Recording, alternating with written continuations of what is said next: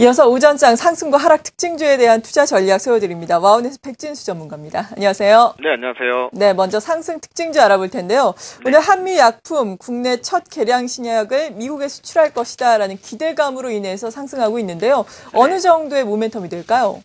네, 오늘 그 외신하고 제약 업계에서 나온 그 소식에 따르면은요, 그 미국의 암릴 파마슈티컬이라고 하는 그 암릴이라는 회사의 한미약품의 그 에소메졸 서방정이라고 하는 그 개량 신약이 판권을 획득했다라고 이제 공식적으로 발표를 했습니다.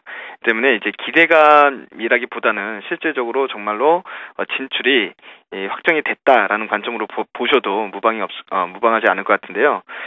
지금 이 소화기 궤양약인데, 소화기 궤양약이 이제 넥시움이라고 하는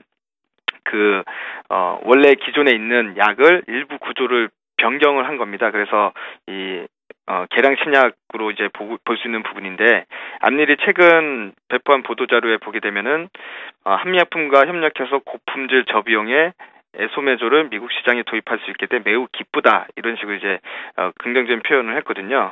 때문에 이제 곧 좋은 소식이 충분히 나올 수 있을 거다라고 생각을 하고, 오늘 이런 소식이 나오면서 주가도 상당히 강세를 보이면서요, 이제 전고점 돌파 트라이를 하고 있는 상황입니다. 근데 기본적으로 개량 신약과 관련돼서 그리고 미국에 진출한다라고 하게 되면은 이 에소메졸이 그 미국 시장에서의 어떤 규모가 연간 최대 5조 원에 이르는 시장을 형성할 수 있을 것이다라는 기대감들이 형성이 되고 있거든요.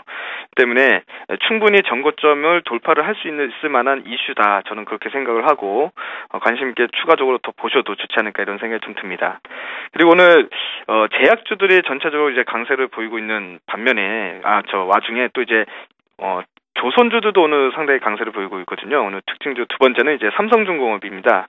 삼성중공업이 지금 거의 한 3%대 상승을 왔다 갔다 하고 있는데요.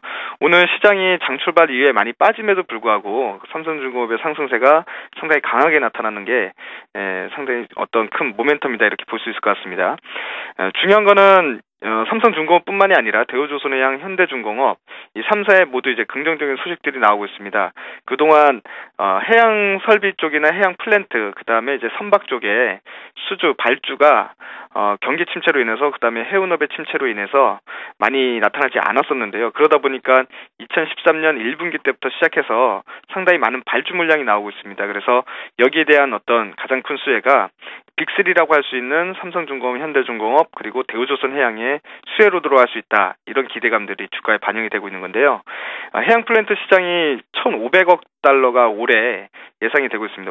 1,500억 달러 수주 시장이 예상이 되고 있고, 1분기에만 발주 규모가 150억 달러 안팎이 될 것이다라는 이야기가 나오고 있는데, 지금 거의 대부분 발주가 나오는 부분에 지금 프로젝트에 이 3사가 모두 지금 대응을 하고 있다라는 부분, 그래서 전 세계에 다 통틀어서 우리나라 업체들이 가장 많은 발주 물량을 수주를 받아올 것이다, 이렇게 기대를 모으고 있는 상황이거든요. 때문에 그런 부분들이 오늘 부각이 되면서 삼성중공업 또 이외에 조선주들도 상당히 강세를 보이고 있는데, 추가적으로 계속해서 관심을 가질 수 있을 것 같습니다.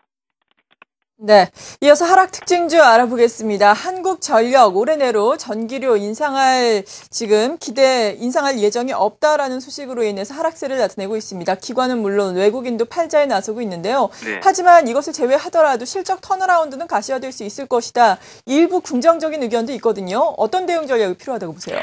네, 한국전력이 작년 12월 달부터 시작해서 주가 상승이 상당히 크게 나타났습니다. 크게 나타났던 이유가 그동안에 이제 구조적인 적자 부분이 이제 흑자로 돌아서는 구조 부분이 나타날 것이다라는 기대감이 있었지만, 또 기본적으로 계속해서 전력 공급에 대한 문제점이 발생이 되면서 전기료 인상에 대한 기대감들이 상당히 많이 반영이 된 게 사실이거든요.